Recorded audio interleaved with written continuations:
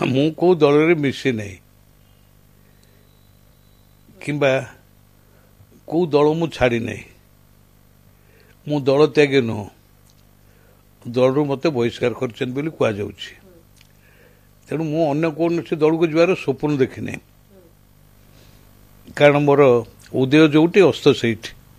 ବିଜୁ ପଟ୍ଟନାୟକ ଆଣିଥିଲେ, ସେଇ ବିଜୁ ପଟ୍ଟନାୟକ ନାଁ ଧରି ମୋର ରାଜନୀତି। ଆଉ ମୁଁ ବର୍ତ୍ତମାନ ଦେଖୁଛି ଚତୁରେ ଚତୁରୀ କୋଳାକୋଳି। ଦୁଇଟି ଜାତୀୟ ଦଳ ସେ ନବୀନଙ୍କ ଜାଦୁରେ ମୋହିତ। ନବୀନ କେମିତି କ୍ଷମତାରେ ରହିବେ ସେଥିପାଇଁ ଉଭୟ ଜାତୀୟ ଦଳ ବାଟ ଫିଟାଉଛନ୍ତି। ବିଜେପି କହୁଛି ନବୀନଙ୍କର କଂଗ୍ରେସ ସହିତ ରାହୁଲ ସହିତ ହାତ ଅଛି। କଂଗ୍ରେସ କହୁଛି ଯେ ବିଜେପି ବିଜେଡି ଭିତରେ କୋଳାକୋଳି। ମୁଁ ବି ଦେଖୁଛି ନରେନ୍ଦ୍ର ମୋଦି ନବୀନ ପଟ୍ଟନାୟକ ବିରୁଦ୍ଧରେ ତୁଣ୍ଡ ଖୋଲୁନି, ନବୀନ ପଟ୍ଟନାୟକ ମଧ୍ୟ ମୋଦି ବିରୁଦ୍ଧରେ ତୁଣ୍ଡ ଖୋଲୁନି। କ'ଣ ତାଙ୍କର ଭିତରେ ସମ୍ପର୍କ? ଆଉ କଂଗ୍ରେସ ଦଳକୁ ଭାଙ୍ଗିବା ପାଇଁ ସବୁ ରକମ ଚକ୍ରାନ୍ତ। ଏହା ଭିତରେ କେତେଜଣ କଂଗ୍ରେସ ଏମଏଲଏ ମଧ୍ୟ ଦଳ ଛାଡ଼ିଦେଲେଣି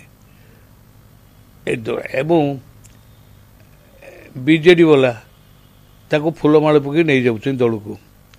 ସେ ଦଳ ତ୍ୟାଗୀମାନେ ଭୋଟ ପାଇବେନି, ଏଇଟା ନିଶ୍ଚିତ କଥା। ମୁଁ ଗୋଟିଏ କଥା ଭାବୁଛି, ଛତିଶଗଡ଼ରେ ରମଣ ସିଂ ମୁଖ୍ୟମନ୍ତ୍ରୀ, ସ୍ଥିର ସରକାର, ତା ପଛରେ ନରେନ୍ଦ୍ର ମୋଦି, ଅମିତ ଶାହା ଏବଂ ଧର୍ମେନ୍ଦ୍ର ପ୍ରଧାନ ଯାହା କରିବା କଥା କଲେ। ଏକାଠିଆ ରାହୁଲ ଗାନ୍ଧୀ ବୁଲିଲେ। ଭୋଟ ଗଣାବେଳକୁ ଦେଖାଗଲା 75% ଯେତିକି ଭୋଟ ଆସିଲା 75% ଭୋଟ କଂଗ୍ରେସ ପାଇଛି। 4ଟା ଷ୍ଟେଟ୍ରେ ଦିଆଯାଇଛି। 136ଟା ନା କେତେ ବୁଥରେ ମଧ୍ୟପ୍ରଦେଶରେ ଏଜେଣ୍ଟ ନଥିଲା କଂଗ୍ରେସର, ସେଠି କଂଗ୍ରେସ ସରକାର କଲା। ତେଣୁ ଲୋକମତଟା କୁଆଡ଼କୁ ଯିବ ଆଗାମୀ ଦିନରେ ଜଣାପଡ଼ିବ। ମୁଁ କଂଗ୍ରେସରେ ଯୋଗ ଦେବାର ନାହିଁ କି ବିଜେପିରେ ଯୋଗ ଦେବାର ନାହିଁ। ମୁଁ ମୋର ଅଛି।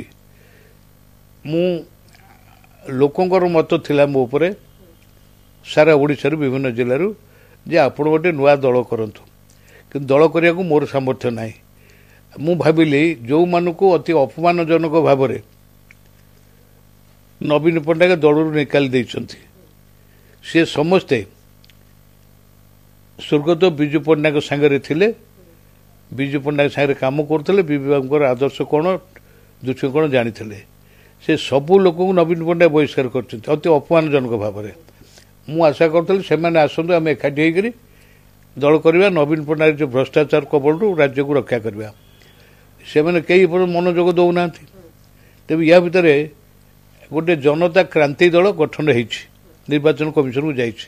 ମୁଁ ତା ଦେହରେ ନାହିଁ, କିନ୍ତୁ ସେ ଯେଉଁ ଦଳଟି ଗଠନ ରହିଛି ମୋର ଆଶୀର୍ବାଦ ତା ପଛରେ ଅଛି।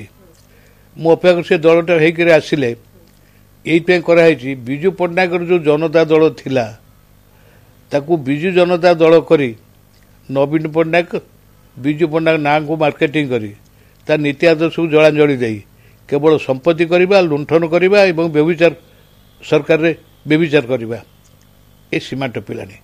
ତେଣୁ ସେଇ ଜନତା ଦଳରେ କ୍ରାନ୍ତି ଆଣିବା ପାଇଁ ଜନତା କ୍ରାନ୍ତି ଦଳ ହେଇଛି। ରୂପରେଖ ରହିବ ବିଜୁ ବାବୁଙ୍କର ନୀତି ଆଦର୍ଶ, ଓଡ଼ିଶା ପାଇଁ ଯେଉଁ ଭାବାବେଗ, ଓଡ଼ିଆ ଜାତିର ସ୍ୱାଭିମାନ, ଓଡ଼ିଶାର ସ୍ୱାର୍ଥ ପାଇଁ ସେ ଯେଭଳି ଦଧିଚି ଭଳି ଅସ୍ଥିଦାନ କରିଗଲେ, କୋଟିପତିରୁ କୋଟି ବିକିଲେ, ସେଇ ଆଦର୍ଶକୁ ନେଇକରି ଏ ନୂଆ ଦଳଟି କାମ କରିବ। ମୁଁ ଅପେକ୍ଷା କରୁଛି ବୈଜୟନ୍ତ ପଣ୍ଡା, ଦିଲ୍ଲୀପ ରାୟ, ବିଜୟ ମହାପାତ୍ର, ପଞ୍ଚାନନ କାନୁନଗୋ, ବ୍ରଜ ତ୍ରିପାଠୀ, ଇଏ ସମସ୍ତେ ଆସନ୍ତୁ ଗୋଟେ ପ୍ଲାଟଫର୍ମକୁ ଏବଂ ଦାୟିତ୍ୱ ନେଇକରି କରନ୍ତୁ। ମୁଁ ତାଙ୍କ ସାଙ୍ଗରେ ରହିବି।